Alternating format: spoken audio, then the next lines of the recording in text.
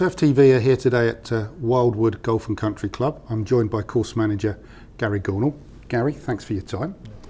Wanted to find out a bit about what you've got here in terms of a team, the resource behind it, and a bit about you as well. So if we start with that, how did you first get into the world of greenkeeping?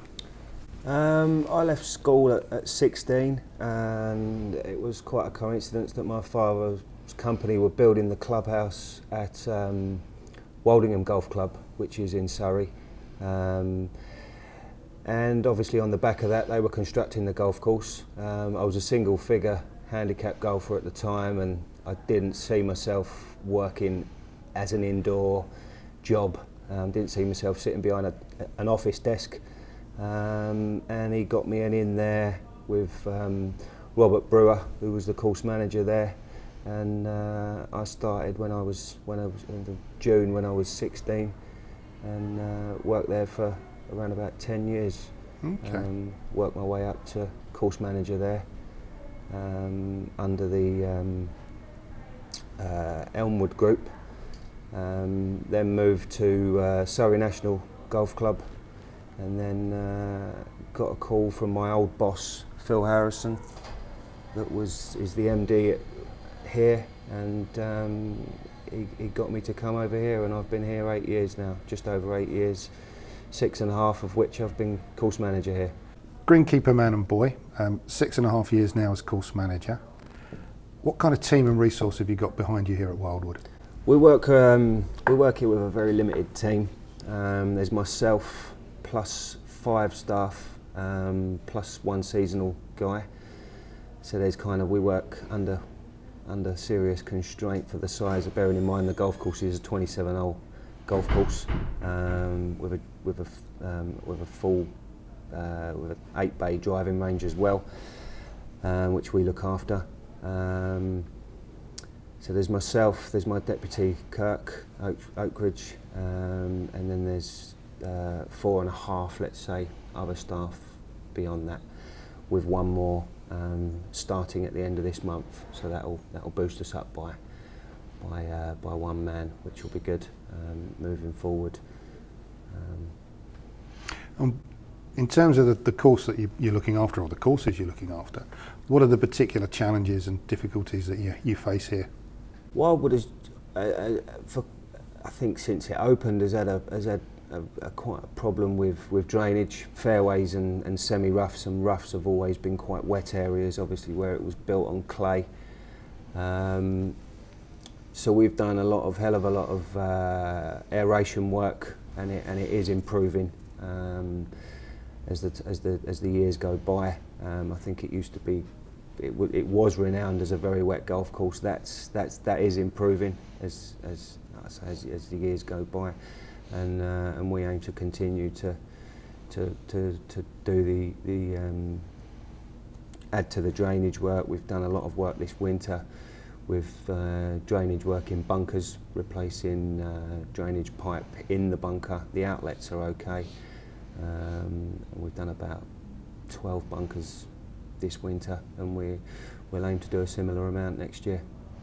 Have your team of 4 or 5 or so, is that made up of all experienced greenkeepers, or is there a bunch of trainees in there? Or we've got my deputy Kirk is a qualified greenkeeper. We've got 2 guys of around about 50, 55 they're not qualified, but they're experienced greenkeepers. Got a younger lad, Sam, who's 19. He's qualified. So it's a bit of a mixture, and we do our best with the team that we've got. Gary, you mentioned that you've got a young 19-year-old greenkeeper, Sam, as part of the team. How important, and what do you do to help his development? Personally, obviously, in-house training and learning from experienced people like myself and the other guys in the team is important. He's come from a good background. He did work at Wisley, so he's been bred well, shall we say. His practices are good, so that's something that he's added to the team. Training wise, he'll be going through his MVQ level 2 in September.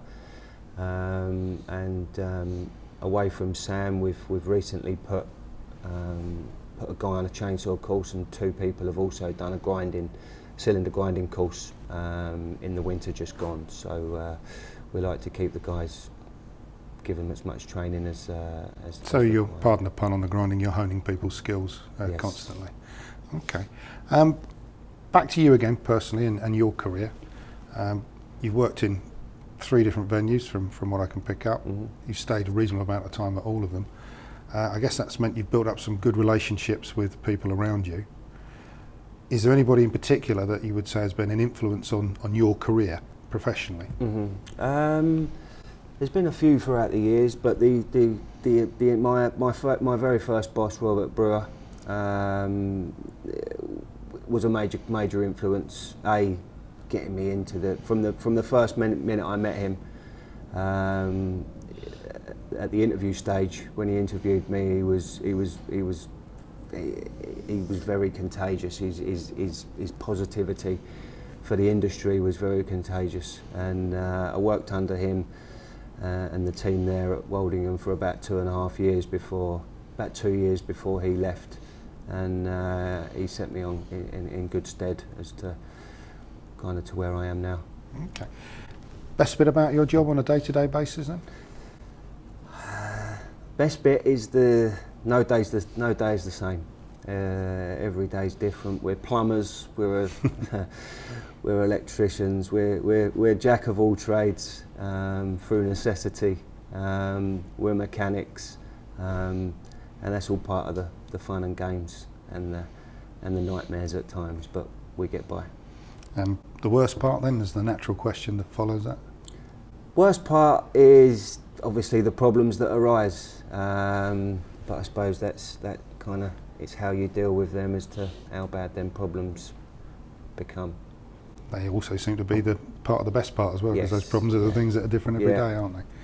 8 years in now here at Wildwood. What's in store for you in the future, do you hope?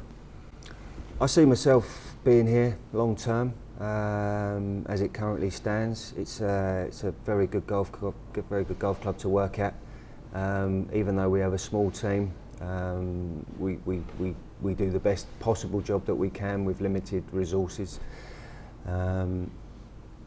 There's hope that will change in the near future, providing me with extra staff and machinery and a budget, and we can take this golf course to the next level. If you have a wish list of kit, is there a number 1 piece on there that you'd like? Possibly a sprayer. Our sprayer is a little bit dated, shall we say, and slightly unreliable. So yeah, probably a sprayer. One of those exciting things day to day, is it? Is it working, isn't it? Yeah. Okay. Gary, thank you ever so much for your time. Appreciate you've got a busy day ahead trying to look after what's a wonderful course that we've seen out there today. One final question, and it's something we ask everybody. If you feel comfortable, fine. If you don't answer it. But it's, who cuts the grass at home, and what do they use to do it? I cut the grass at home, and we've got a good old traditional electric flymo, nothing fancy. And yeah, that's my job. The grass is my job, and the flowers, beds are the partner's job. So she does that. Great. Gary, thanks ever so much. Thank you.